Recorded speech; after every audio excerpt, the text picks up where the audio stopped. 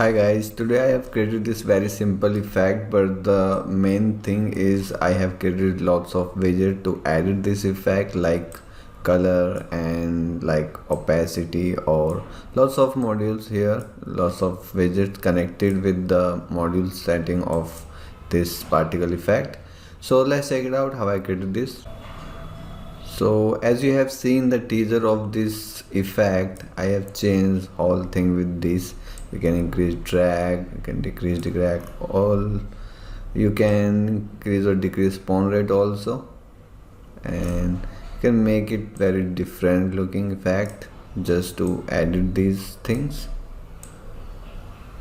See,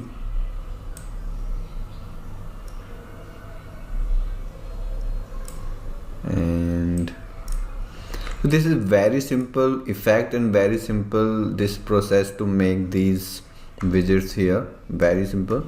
So this is my particle effect which has this whole effect here, you can see.